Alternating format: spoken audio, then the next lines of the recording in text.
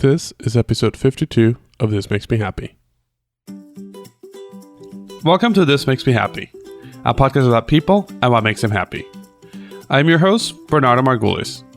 I'm a designer, art director, and educator, and I'm the principal of This Makes Me Happy, a design studio where I help my clients with branding and visual communications. I'm very happy to present This Makes Me Happy, the podcast, where each week I chat with a different person about what makes them happy. My guests come from all walks of life, and each of them shares their own personal happy stories. Join us every week for a unique conversation. Hello, today I have Meg Kissack with me. Meg is the host of Courage Makers podcast and the founder of The Hummingbird Life.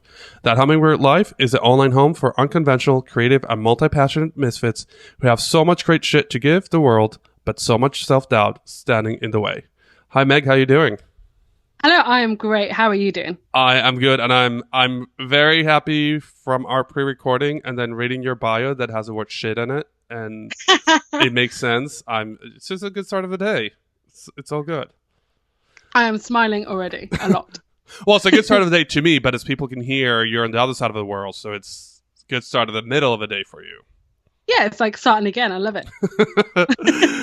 Meg, else from the introduction, is there anything you want the audience to know about you? Oh, I'm not sure. Some random things. I'm a trained laughter yoga coach, which I did purely for fun. That was really fun. And my background was working in the violence against women movement. And it's been really, really fun taking my passions about women and storytelling and just starting a podcast and just getting all these opportunities to have these fun conversations and just open my world. It's lovely. So that wasn't really anything added, probably, but you did. So I did. So laughter yoga. Yep. What does that mean? It is as bizarre as it sounds.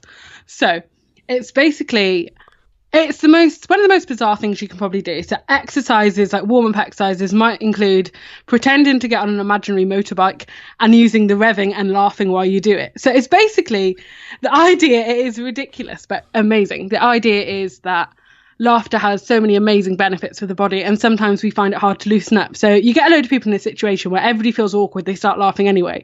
You add silliness to it, it just gets ridiculous. And then at the end of a laughter yoga session, you'll all lie on the floor and you're just encouraged, if you need to laugh. And it's just like a 20-minute in hysterics session. And it is just so good for the body. I haven't done that many workshops, but the training, my stomach ached for days.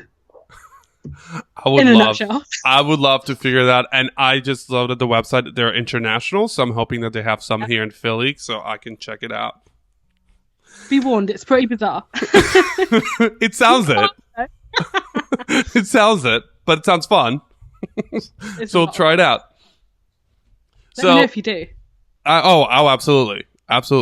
And then I'll broadcast it and share it with you, or not. It sounds like it's not the kind of stuff you want to be filmed doing. We'll see. But jumping from laughter to happiness, I'm very curious to hear what makes you happy. So I've been mulling this over all week and my list just keeps getting longer and longer and longer, which is lovely. And I was trying to find like something in common. So things I love, I have a ridiculous obsession with dogs, something about dogs. So I'm at a point in my life where I can't get a dog at the moment. So I will go on walks purely to look at dogs. So forget dog walking in the actual art of having one on a lead, like I'm all about that. So dogs make me ridiculously happy. So this is kind of not the superficial stuff, but the little bits that make me happy. Fairy lights, just like I've got a really fluffy llama pen, just really, really fun, colourful things make me really happy. Really deep conversations. So that's why I love having a podcast, is because I have a really great excuse to, my inner introvert is so happy to have all these really, really deep conversations about the meaning of life. I love that kind of thing. I love all things stationery, bright colours and mismatched things make my heart really happy. And I think I really encompass the phrase like dance like nobody's watching. People probably don't necessarily want to come somewhere where I'm going to dance because there's no holding back. Like Mr. Meg has had to get pretty used to it. Like if we go to a live gig now, he just throws himself in as well because I love super loud music and country music and anything I can basically stomp my foot and wiggle my leg to makes me really, really happy. And so I think that's the kind of everyday bits and pieces that make me happy. But generally, to me, happiness also comes from a place of living really genuinely, being really honest, and not feeling like you have to hide who you are. So showing up as who you are, giving yourself space to be who you are. And if that is a loud, colourful, flamboyant thing like I am, amazing. But if it is completely different, that's also cool. Do you know what I mean? I think genuineness is a big amount of my happiness, and also silliness. I think we can all start to become really, really serious on, in the online business world and also in every other aspect of our life. And I think silliness needs to be reclaimed of it. So you're sharing this amazing list of many things that make you happy, and I'm taking notes, so I'm going to cover several of them, but I want to start with the notion that you said, these are the superficial things that make me happy. When you're talking about fairy lights and you're talking about I can't even read my own notes, but fairy lights and country music and bright colors, you refer to those as your superficial things, and then you made a distinction with the deeper things. Why make that distinction? That is a really good question. I don't know. I think we can all have this notion that happiness is really... You've made me think now. I'm like, why do I make that distinction? I think happiness to me is, you've got kind of... So I learned a lot about the psychology of happiness, and you've got like the low energy happiness and the high energy happiness. And like, I think all of those things that I listed as kind of the superficial ones are the ones that make me really, really euphoric and happy in the moment. But they're not things that can necessarily be sustained, like that level of happiness. Like, for example, if I'm somewhere dancing or I've got really loud music on, or, that kind of thing, I think it's really hard to sustain that level of euphoric happiness. And I think that's what we all end up chasing. We all end up chasing this really high energy happiness and then wondering why we can't maintain the energy levels of like winning the lottery every day. So I think for me, it's like a difference between happiness and contentedness even. So when I talk about things like deep conversations and being genuine, I think those are kind of principles I live by to guide my happiness in a sustainable way. And also, for me, I can't have a happy life if I'm not being me. So while all those different things make up a really colourful, loud picture of who I am, underlying it comes at a really quite deep level of my values are I think being able to live by my values is ultimately what makes me happy, and those things feed into it. Does that make sense? Absolutely. And it's interesting because I started out, when I first started this podcast, my goal was to talk to experts about happiness. And I learned very quickly that, in addition to the storytelling, and I learned very quickly that kind of dilutes the message. My message is not about being an expert in happiness, and I don't try to be one. But what you just said keeps coming up over and over again. The difference between real happiness and you call it contentment, other people call it fun, other people call it joy. The difference between that instant gratification happiness versus that long-term bigger picture happiness, and how we need both, but we tend to chase the little things, the instant ones, instead of having those supplement what you call values. We use it as a main source of happiness. So it's interesting that, you mentioned this recently. Mikim Dang, who was in a couple episodes ago, she mentioned it. Nicole Antoinette, who I mentioned in a pre-recording, she mentioned the same thing.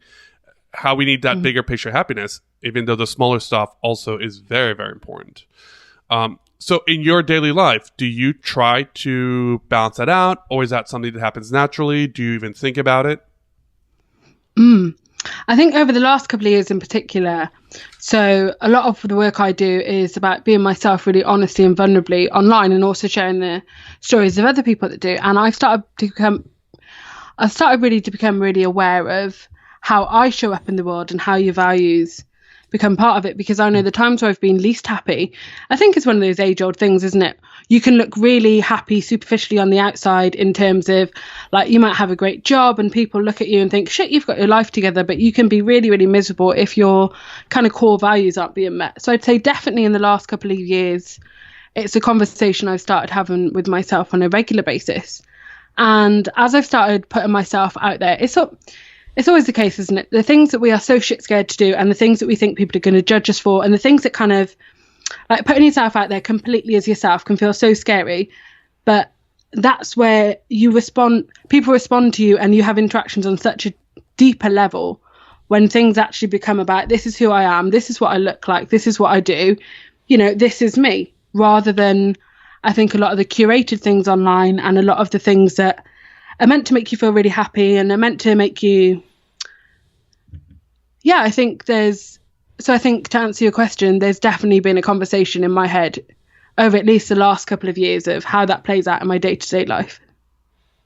And I'm guessing in a way, those little things are manifestations of your true self. So even though your obsession with dogs and your the fact you love fairy lights, the fact you like bright colors, even though they're quote unquote superficial, they still reflect who you truly are. Yeah, and I'm not sure why the word superficial came out, because they are still, I don't know, perhaps that's something I need to look at myself, but yeah, they are so important to me. Like for me, my surroundings and where I work and how I work is so important. I think it's part of being like an INFJ personality type, but I know I need to surround myself with things that are colourful and things that are happy and nice lighting for me to feel like myself. So they definitely come into play with all these things, because I know if I'm getting stuck in a rut, chances are I haven't done one of those things recently. And those are the things that give me energy and light me up. So they kind of feed in. Like you said, they're a bit of a supplement, and they're very much a go-to when things get hard. And I guess they're superficial if that's all we think about. If we just focus on those things, maybe that becomes superficial. But as you acknowledge, you still have to keep your values. You still have to do all that higher level thinking of, it's not just, I love having fun with dogs, so I'm going to go on walks and have dogs and that's it. You do that, and then you come home, and then you take care of conversations and podcasts, and you help raise voices for abused women. So I guess it's exclusively on their own, they're superficial. I don't know. I think it's, they're definitely kind of, they feed into my larger work. I think it's when you work for yourself or you're working to put a mission out there, you definitely need those kind of things that you can go to, that once you do them, you're going to come back so much more energized and inspired. So they're definitely those things for me. So whether you call that joy, I don't know. So I want to go over a few of the things that you mentioned that make you happy. And one thing stood out to me, country music as a Brit. Yes. So like new country music, not necessarily like Garth Brooks and that. There's quite a huge wave, especially in the US, of kind of new kind of funkier country music. And honestly, if you could like hear my heartbeat, and I'm sure a banjo would be in there, it makes me so happy. And it's one of those things, I think, because I think we can start to get really conscious, like self-conscious about what makes us happy and putting it out there and not being judged. And I was recently reading some of Austin Kleon's work where he was basically saying, look, like what you like, be unashamed about what you like, and just acknowledge it's a part of you, and who cares if anybody judges you. So before I was, every conversation I have about country music over here is like, do you go line dancing like Garth Brooks? Is that your thing? And I'm like, no. Like, I think there's quite a few subcultures of it, and it's definitely a lot more popular in the US, but it's still pretty niche thing. I think there's just something about a banjo and foot stomping and just, really upbeat music really makes me happy. So my curiosity is less value based and more, I didn't realize it was a big thing over in Europe. Is it a big thing in Europe, or is it that you were exposed to it? It's getting to be a bigger thing. So parts of country music are starting to take off. We have a huge festival. So I say I kind of balance my love of country music with my love of the rapper Macklemore. They're kind of, they're my heartbeat. Is there any British country music at all? There are, but I'm not sure it's the same when you've got Brits talking about trucks and catfish and, do you know what I mean? It's just like, to me, it doesn't work. But there's a really kind of emerging scene, but I'm not so much. I know there's huge avid fans of it, but I'm yet to be convinced. Who's your favorite country musician? This is a good question. So there's a woman called Cam. She recently did a TED talk about like the storytelling behind songwriting, and she wears yellow to no matter what gig she does. And to me, she just summarizes happiness. She's got kind of huge curly bouncy hair, and it's just really honest songs with banjos and really foot tapping, and So I think that's got to be one of my favorites. And how do you get exposed to her music? I don't know. I really don't know where this kind of love of country music came from.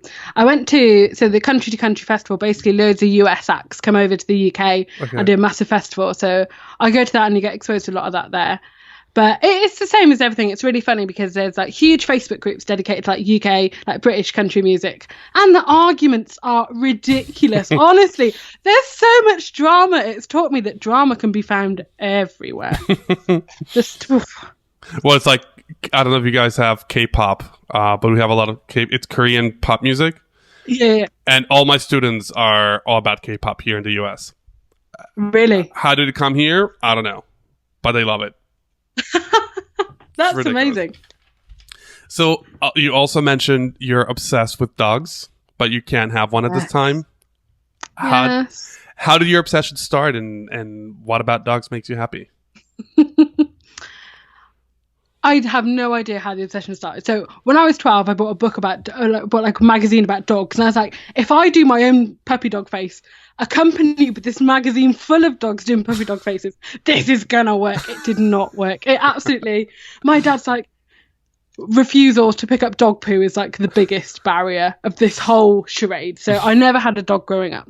And then I reached a point where I had basically like a mental breakdown in the place I was working, and I had to really evaluate and go back to what lights me up, because I remember sat on the sofa like Googling how to relax, because I was so stressed out. And just as a kind of former feminist activist, I put all of my eggs in that basket, and everything in my life was about that, and at the sacrifice of any kind of hobbies or happiness or things that lit me up.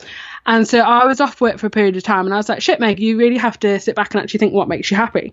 And I used to live by a river, and I used to go to loads of walks.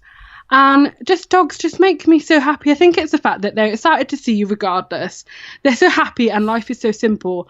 And I think also it's the fact that I'm a really naturally excitable person. Like as you can see, I get really excited about really stupid, simple things. Like chopping vegetables makes me so happy. Like it just does.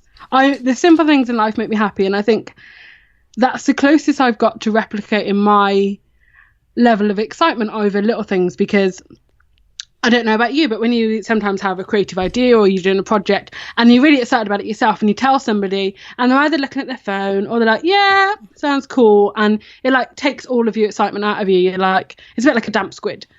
And I think there's something about dogs that yeah, it probably sounds a bit lame, but they make me so happy. But yeah, embracing what makes us happy. And chopping vegetables. Especially courgettes, which I think you call... zucchini. That's what we call it here. That's one. Yeah, just like... Yeah, that makes me happy. Just like little things in life. I think you can derive so much pleasure from the little things. And... don't get me wrong, like my family think I'm a bit bonkers, and like Mr. Meg, bless him, has had to get used to it. So I mentioned silliness, and I want to go into this, which I'm probably going to regret telling you. So I've come up with a really like fun way. So I'm probably the worst/best person to take on a road trip ever, because I can play like, would you rather be a tree or a chair for like hours? My dad hates it, bless him. He'll just be sat there like reading a magazine, and I'll be like, Dad, would you rather? And he's like, no, Meg, no, we're not doing that today. No, I don't know why you ask such silly questions. And it gets to be really, really fun. So I started this game with Mr. Meg, who is also a huge factor of what makes me happy. And it's the grocery shop game, right? So it is ridiculous. So you both stand up and you have to pretend to be items that you'd find in a grocery store and guess them. How fun is that? So that's... Or perhaps your face says. No, I'm thinking, did you ever watch Will and Grace?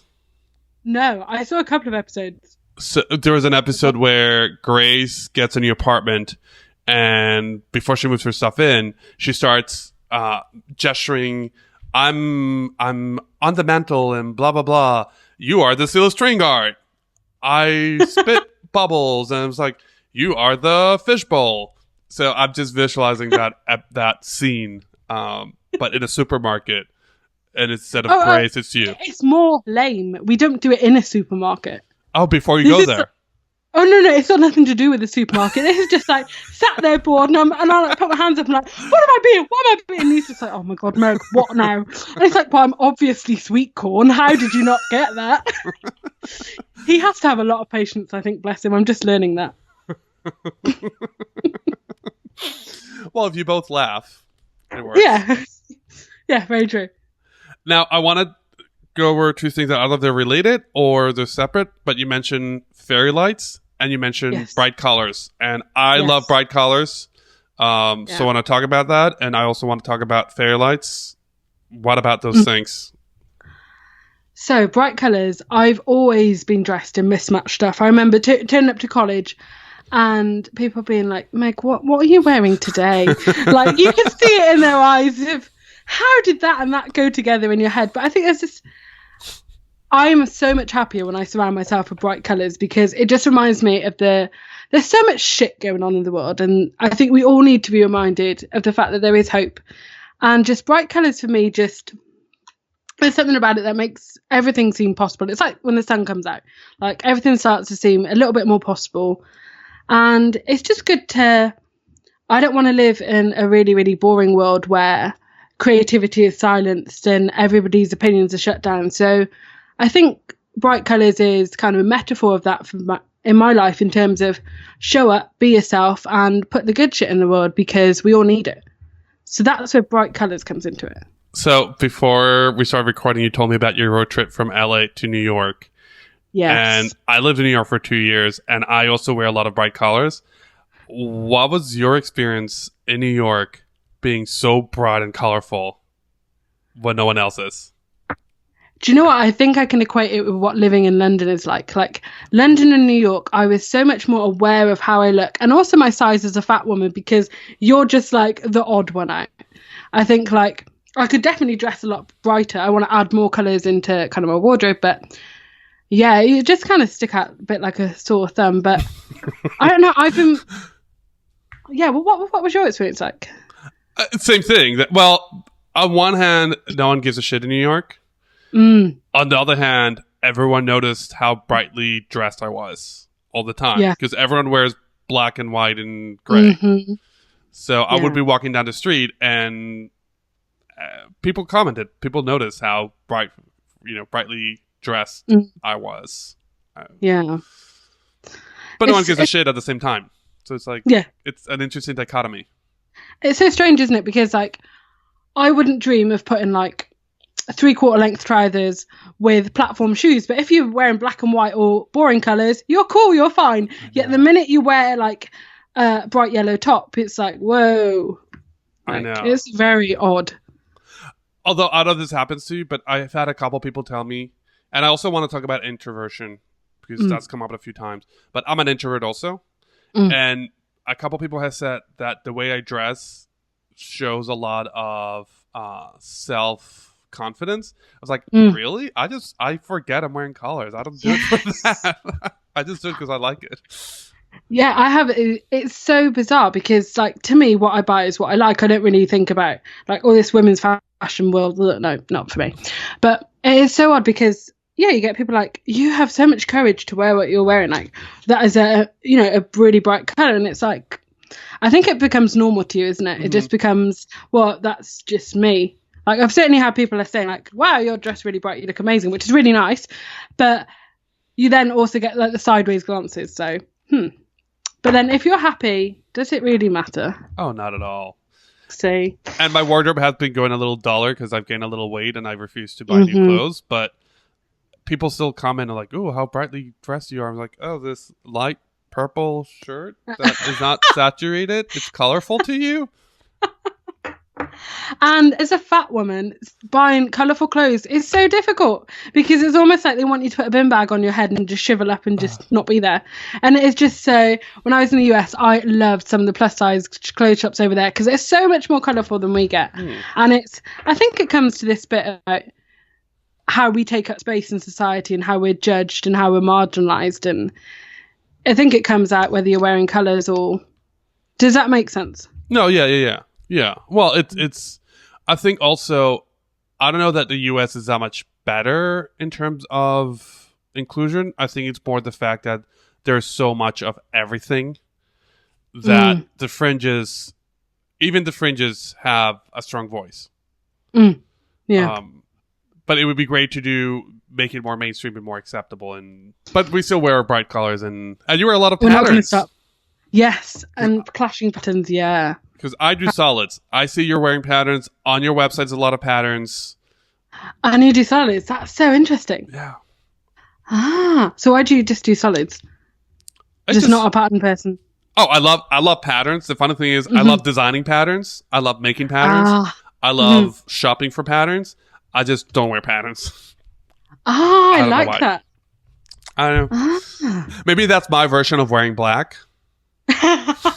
I wear solids. No, I think rock them. I think solids can be really dressed up as well with different things. Yeah. I love this conversation. I also want to make sure we go onto the more... I don't want to do... Again, I hate doing valid judgment, but the more significant sources of happiness that you mentioned. You mentioned living a genuine life and being yourself, and you can't really be happy without being your true self.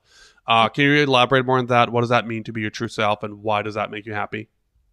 I think it's about looking at my life and realizing that there's different things that I need to be in it to make me happy. Like, for example, I always thought I was an extrovert, and I thought I was extrovert for life. And then I realized when I got out of school, actually extroversion can be a bit of a survival tactic when you need it to be. So now I know that in my life, I have to honor time on my own. Like, that has to be a huge part of what I do, because I'm very much a planner. I like to dream big and do loads of projects at the same time. So I think part of that is definitely just honouring what I know works for me. And I think in terms of boldness and honesty, I think alongside a lot of people who are either working for themselves or trying to work for themselves, it can be really hard when you know that you are not made to fit a 9-to-5 job and have the courage to keep going despite that. Do you know what I mean? Sometimes it feels like, fuck it, I'm just going to apply to something and see what happens. But at the same time, I know that does absolutely not work for me. So I think sometimes in terms of genuineness, and living an honest life, it's about having the courage to say, well, I know this works for me and I know this works for me. And yes, I know everybody in my life behaving this way, or yes, I know that society tells us you should live this way, or you can't do that, or you can't have that. I think it's having the guts to say, well, actually, this is what works for me and I'm going to see if I can do it. But on the way, I have to be as true to myself as possible. Otherwise, what's the point? Now, have you always been this way, or was there a turning point? I was definitely kind of a grey day, not through kind of just being naturally brainy and that, but I was such a perfectionist at school. And I was so obsessed with everything being right. Don't get me wrong, I was so brightly coloured and pretty loud, but in terms of my grades and stuff, I was so concerned about having to do everything right and pleasing everybody.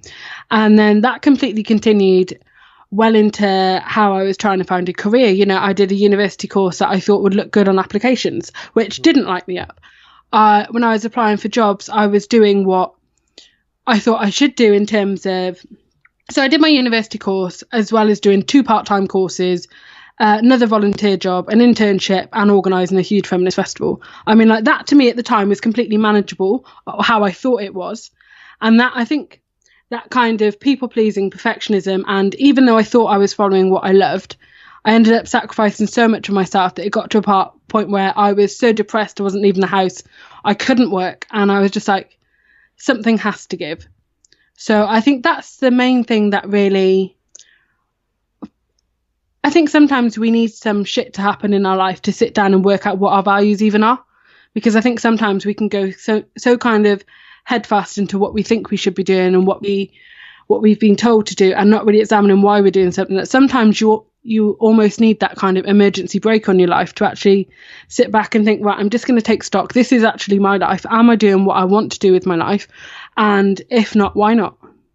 The before and after, when you did that evaluation, can you talk a little bit about that change, how you changed it, and internally how that affected you? So at first it felt a lot like being completely lost. It felt a lot like having a complete existential crisis, because I'd kind of unknowingly, but at the same time, I don't know why it wasn't bloody obvious. I'd built my entire life around getting this dream job of working in the violence against women sector, ending violence against women sector. And I thought that was going to be it. I thought I was going to be CEO of a big charity one day. I thought that was it for life. And I was going so far down that road that when I realised that actually that's not what I feel like I'm meant to do, and when I started getting really disillusioned and burnt out, it was terrifying, because you build up your life to a certain point and you get there and you think, it's like we were talking at the start of the episode, it's how you look on the outside. You think that everything's going to be fantastic, then you get there and think, shit, is that it? Is that all there is to my life? Like, I'm not happy. So I think the process of that was really ugly. It was really messy. And it took me so long to reassure myself that actually I can start exploring other things, because I think identity shift can be so hard, especially when everybody knows you for one thing. It's really hard. And I found it especially hard in terms of the nature of the work I was doing, which was it got to be so triggering and so powerful and impactful on me, when everybody knows you for that one thing, and that one thing is what really sends you crashing down. That can be really difficult. So it was a lot of time wandering around my house with my house rabbits and being like, what do I do in my life? It was a lot of just trying to cover the basics, actually.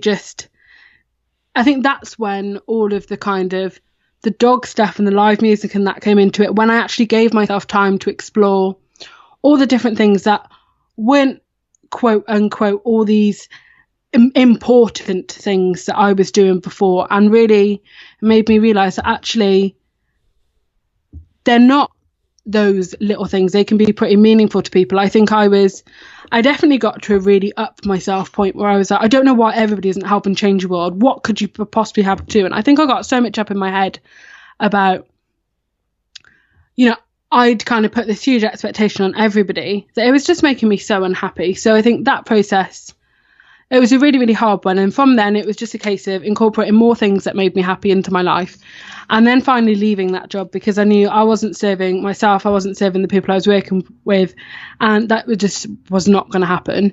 And then really my dream of travelling came back into it, and we went to move into Mr. Meg's, so my in-laws, and started to save up to kind of fund our travel dream. And that's when the podcast started, really. That's when, for a while, I was applying to like charity jobs, and I remember sitting in interview rooms thinking, Meg, you're back where you were. Like, we are going so far backwards. Let's just move on. So I ended up accidentally kind of falling into the world of graphic design and working for myself, and discovering I was a multi-passionate, and really seeing that there were legitimately other people doing amazing things in their life that I thought I'd kind of marked off as wouldn't that be funny to make a life, wouldn't that be amazing, but it's never going to happen box, or that works for some people box. When I started to explore those things and how they can actually work for you, not in the sense of quit your job and go to the Bahamas and life's going to be amazing and who gives a shit about money and all that, but the actual legitimate act of going into what it looks like to work for yourself and to build a life you love in a way that, like we were saying before we started recording, in terms of working for yourself and having your own business, it can seem all glitzy and glam on the outside, but you don't see so much of the shit that goes on. Not necessarily the shit, but the hard work and the unglamorous sides of it. So I think I've lost myself somewhere along the line now. But I think it was definitely that shift happened as I expanded my world, really. If looking to the future, if you have your ideal happiest self or ideal happiest existence, do you have a vision for that? Yes, I do. I have such a vision for it. So my extreme happiness, so it would be spending every day with Mr. Meg and being able to spend my life working on the work that I feel I was meant to do. So that's both the podcast and that Hummingbird life, and really taking that out into the world in terms of real life events. I've got a real fantasy of kind of doing festival wedding style, like festivals and stuff, really celebrating women who've also got the women who are starting to choose themselves. So I think it would, I think on one hand, I'm extremely ambitious and want to really be known for it and really be seen for it and create this huge movement. But on the other hand, I know that, so I've got the big vision, but what I feel I need for my daily life to be as happy as it could be is so small. It would literally be me and Mr. Meg in our own place, because we don't have our own place right now, having a dog, bright colours, And just having the ability to do work I love as my main thing and being able to make the world a brighter place, that would make me, not a lot, that would make me happy. Okay, Meg, now I have the rapid fire section. I have a few quick questions about what makes you happy, and I want your gut reaction. Are you ready? I am ready. Do you have a happy color? Yellow. Mustard yellow in particular. Oh, mustard and not bright yellow. Interesting. Yeah, like the brighter side of mustard. Okay. Where is your happy place? Or probably in a park, lying down in the grass, listening to music and watching dogs. Love it. What is the first happy moment you have a memory of? My first memory is of my dad pushing me up a hill in my pushchair. I would have been about 3. And this is my first memory, and it makes me laugh still to this day. And one of the wheels came off it. So my dad is simultaneously trying to grab hold of this pushchair, run after this wheel. And I just remember screaming. I thought it was hilarious. So it's a really fun, happy first memory. What is the happiest word you can think of? Courage. And finish the sentence. I'm happiest with? Mr. Meg. Wonderful. Meg, thank you for sharing all the wonderful things that make you happy. Before we take off, is there anywhere where people can find you? This has been a joy. Okay, so the hub for all of my work is thathummingbirdlife.com. I'm most active on Twitter at Meg Kissack. And you can also find me on my podcast, which is... you know when you get really tongue-tied over something you know you're going to say? Which is, of course, the Courage Makers podcast, which you can find in iTunes or thathummingbirdlife.com/Courage Makers. And I'll make sure to share all of this in the show notes. So if anyone's interested, you can just go there and check them out. Perfect. Thank you. Meg, I'm a little sad to wrap this conversation because I'm having so much fun, but thank you so much for joining me. Thank you for asking me. Honestly, this has made my week, honestly. Oh, I love it. This is why I do it. I love having this kind of conversation. So thank you very much.